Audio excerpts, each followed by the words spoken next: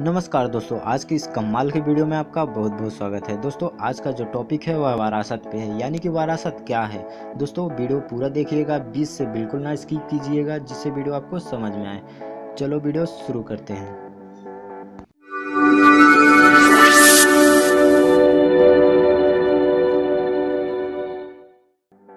दोस्तों विरासत का डिफिनेशन उत्तर प्रदेश राजस्व संहिता 2006 की धारा 33 में बताया गया है।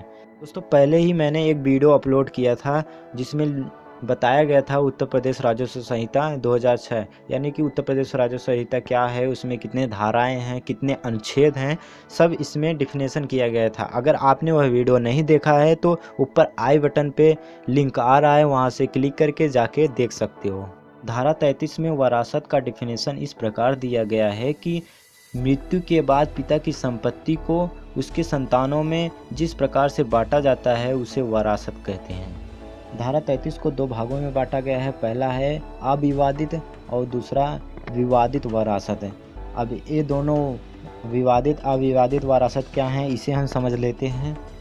दोस्तों अविवादित ज़मीन में क्या होता है कि जब पिता की मृत्यु हो जाती है तब लेखपाल घर पे आता है, उनकी संपत्ति उनकी ज़मीन का मुआयना करता है, देखता है कि कोई तीसरा व्यक्ति इंटरफेयर तो नहीं है, कोई झगड़ा मार तो नहीं चल रहा है इस ज़मीन के मामले में।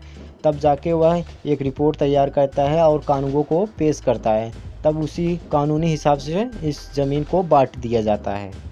लेकिन विवादित ज़मीन में क्या होता है कि अगर लेखपाल आता है, देखता है उस ज़मीन में, उस संपत्ति में अगर कोई तीसरा इंटरफेयर रहता है, बोलता है कि इसमें मेरा भी हक है, तो ये सब मामला उसको लेके जाता है, कानूनगो को देता है, कानूनगो लेके जाता है तहसील में पेश करता है, तब तहसील से मुकदमा चलेगी, उसके बाद जो फैसला आएगा उसी के हिसाब से ज़मीन का बंटवारा होगा। तो विवादित अविवादित आपको समझ में आ गया होगा। चलिए आगे देखते हैं। इसे हम एक आसान एग्जाम्पल के ज़रिए समझ लेते हैं।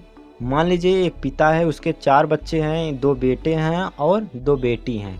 अब क्या है कि अगर पिता अपने जीते जी किसी पत्र के माध्यम से अपनी ज़मीन का विवरण लिख के दे देता है कि हमारे बेटों में ऐसे ऐसे ज़मीन बांटी जाएगी, तो उसे वसीयत कहते हैं। हमने पिछला वीडियो वसीयत पे बनाया था। अगर आपने वसीयत वाला वीडियो नहीं देखा है तो डिस्क्रिप्शन में लिंक है, वहाँ से जाके आप देख सकते हैं।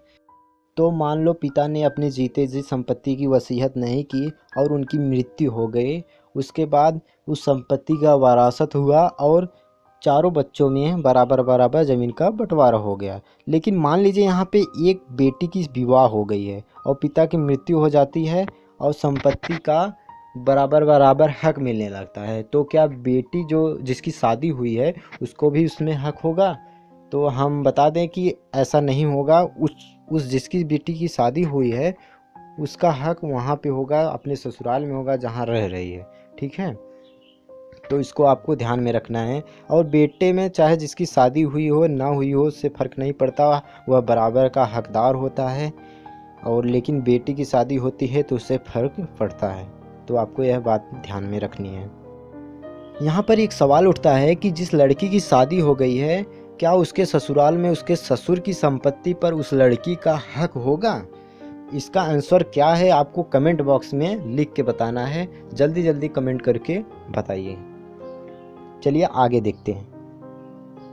तो मान लीजिए एक लड़की की शादी हो गई, वह ससुराल में रह रही है, उसका अपने पिता की संपत्ति पर हक नहीं है। ठीक है, लेकिन यहाँ पे जिसकी लड़की की शादी नहीं हुई है उसको अपने पिता की संपत्ति में हक मिला है, संपत्ति मिली है, लेकिन बाद में उसकी शादी हो जाती है। ठीक है, अब वह अपने ससुराल चली जाती है, तो उसकी जो संपत्ति है क्या वह अपनी संपत्ति रख सकती है?